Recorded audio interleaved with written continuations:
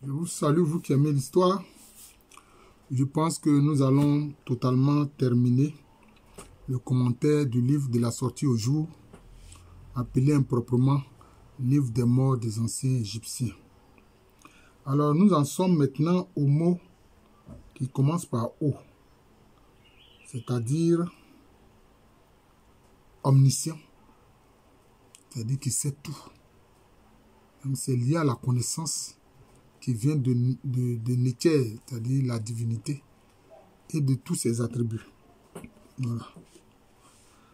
Dans les religions dites révélées, on dit Dieu est omniscient, il sait tout. Il connaît le passé, il connaît le présent, il connaît le futur. Maintenant, il y a l'or. L'or, le métal or. Cela est mentionné ici. Ils ont mis or des hommes, or fin des dieux. Non, des attributs divins. Parce que l'or était un métal très important en Afrique. C'était la monnaie des Africains. Et aussi, l'or, ou aussi, pardon, certaines perles précieuses aussi, servaient aussi à faire des paiements. Mais c'est tout, c'était l'or. Et bien plus, c'était la poudre d'or. C'était la poudre d'or. Vous voyez, par exemple, durant son voyage pour aller à la Mecque en pèlerinage, Mansa Kankou Moussa, c'est l'or qu'il a utilisé pour faire tous ses achats. Et il est parti avec une telle quantité que ça a baissé même la valeur de l'or au Moyen-Orient. Tellement il est parti avec une grande quantité d'or. Les gens disent riche comme Crésus. Mais il n'y avait pas quelqu'un plus riche que Mansa Kankou Moussa. Il n'y en avait pas. L'or, c'était la monnaie de nos ancêtres. Et en Afrique, un peu partout, il y a l'or. Mais les gens, ils extraient l'or. L'État fait quoi? L'État vend ça aux Européens, aux pays occidentaux. Et puis eux, maintenant, ils font des stocks d'or. Et nous, on n'a pas de stock d'or.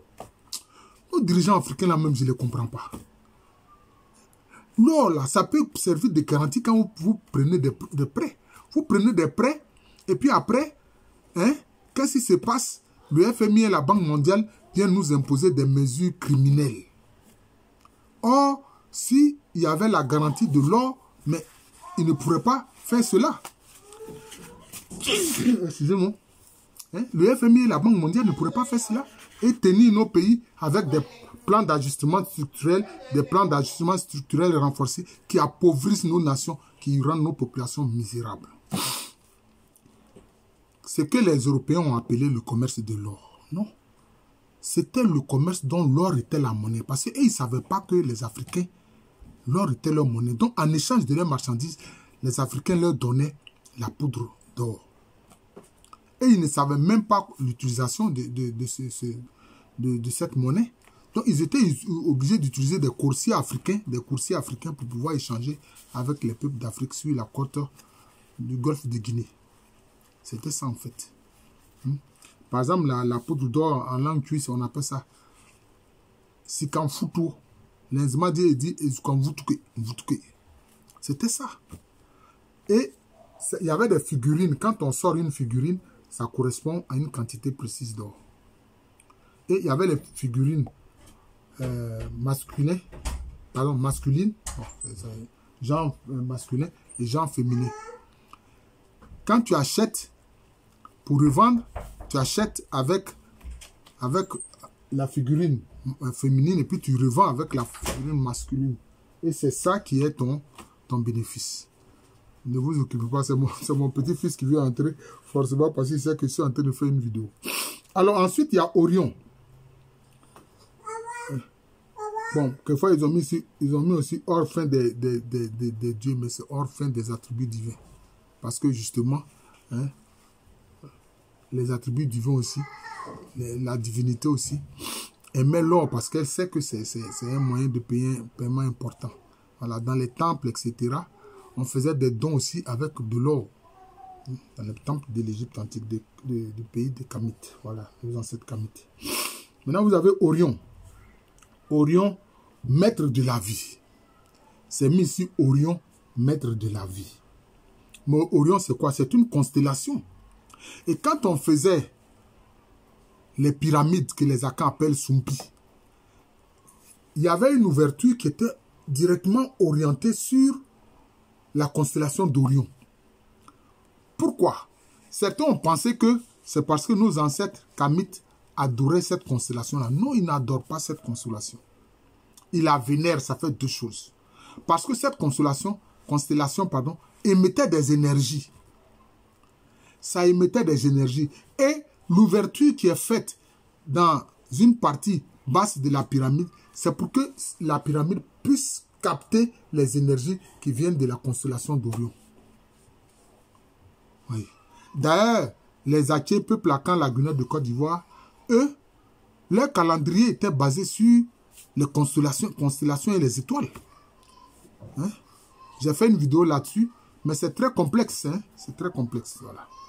Maintenant, tous les mots qui suivent là, c'est Osiris. Osiris, c'est quoi? C'est l'homme ressuscité, c'est l'homme juste, c'est l'homme parfait, qui juge les âmes des défunts dans la salle de vérité et justice qu'on appelle la salle des deux Mahat. Vous voyez. Donc, je vais ici citer les noms. Ce sont des noms d'attributs d'Osiris. L'homme juste, l'homme parfait, l'homme divinisé. Là aussi, la divinisation, c'est par délégation. Parce que le seul Dieu, c'est Néter.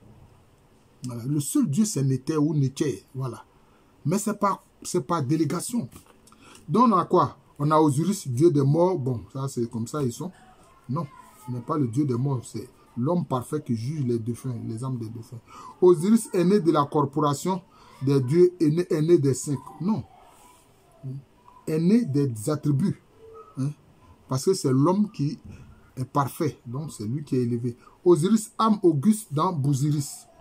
Osiris, âme de Ré. Bon, on dit même qu'il est l'âme du principe de la lumière. Osiris, âme de son père. Osiris, âme des deux dames. C'est-à-dire quoi? Neptis et Iset. Hein? Voilà. Voilà. Et Iset. Voilà, c'est comme ça. Quand les musulmans disent Asetou, Aseta, ça vient justement de Iset. Hein? Voilà, c'est comme ça. L'épouse d'Osiris, la femme parfaite. Osiris, chef de l'Occident, ou Néfer, fils de Nout, c'est-à-dire fils du ciel. Osiris, chef des Occidentaux, c'est-à-dire de ceux qui dorment dans la mort. Osiris dans Asherou, Osiris dans Nditi, Osiris dans Aper, Osiris dans Aper, Osiris dans Asouan, Osiris dans Atef-Our, Osiris dans Betek, Osiris dans Chaou, Osiris dans Chenou, Osiris dans Tep, Osiris dans Ekenout, Osiris dans Héliopolis, Osiris dans Emag, Osiris dans Esret, Osiris dans Ilahoun, Osiris dans la barque de la nuit, c'est-à-dire dans la barque de Ré. Osiris dans la région désertique, Osiris dans la terre, Osiris dans le château de Pyramidion, Osiris dans le ciel, Osiris dans le grand palais, Osiris dans le grand tertre, Osiris dans le nom d'Abydos, Osiris dans le sanctuaire nord de Saïs, Osiris dans le sanctuaire sud de Saïs, Osiris dans le sud, Osiris dans le territoire de Péker, Osiris dans les deux Mahat, voilà, c'est-à-dire la salle de vérité et justice, Osiris dans les marécages, Osiris dans l'oasis du nord, Osiris dans l'oasis du sud. Cela veut dire, tout cela, ça veut dire quoi? C'est-à-dire qu'il y avait des sanctuaires d'Osiris, l'homme juste, et il était vénéré dans tous ces lieux-là qui sont cités. Donc, ça veut dire que Osiris était très vénéré. Voilà. Lui et son épouse aussi, Asetou, étaient très vénérés. Donc, c'est ça qu'il faut comprendre. Donc, tout ça, c'était des sanctuaires d'Osiris, l'homme parfait qui était vénéré et qui était montré en exemple par son comportement à tout le peuple de Kamit, le peuple Kamit, de Kama. Voilà. C'est ça, l'Égypte antique.